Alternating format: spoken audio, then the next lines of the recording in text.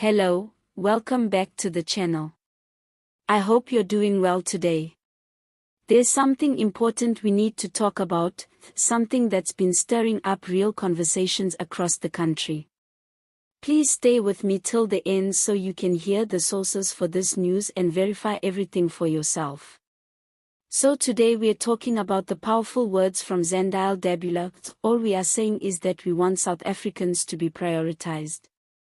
Now, that might sound simple on the surface, but it carries a deep message that's touching nerves and opening debates around fairness, healthcare, and how government resources are used.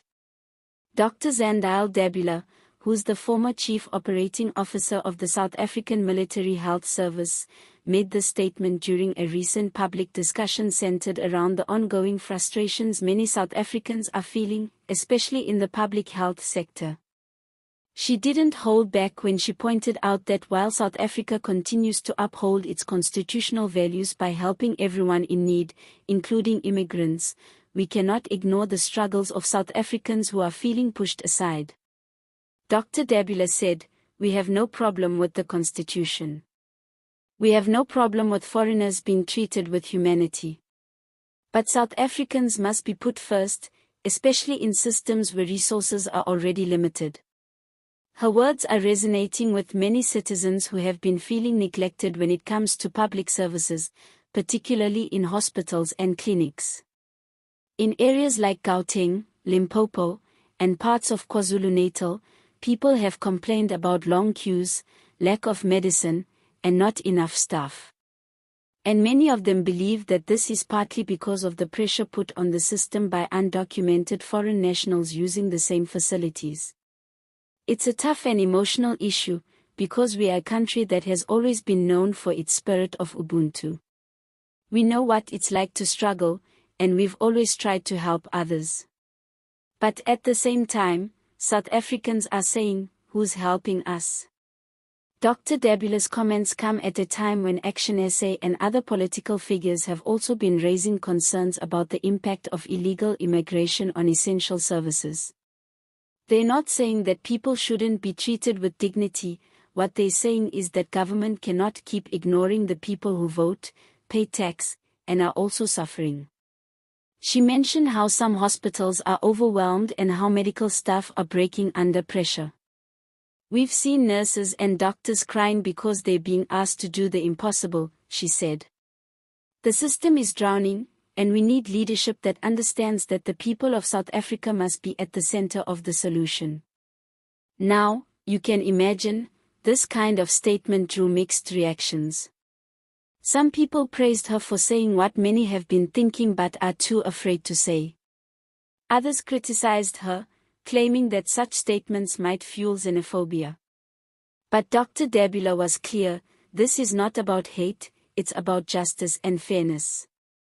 She added that it's the responsibility of government to create a clear and sustainable immigration and public health policy. One that still treats all human beings with respect, but that also puts the citizens of South Africa first in line for the limited resources that we have.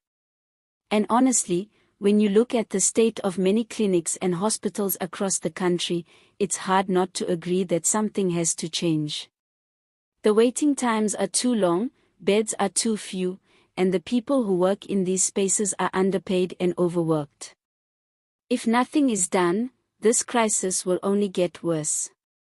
We must also remember that many foreign nationals are here because their own countries have failed them. They're looking for safety and a better life. But does that mean South Africans should suffer in silence?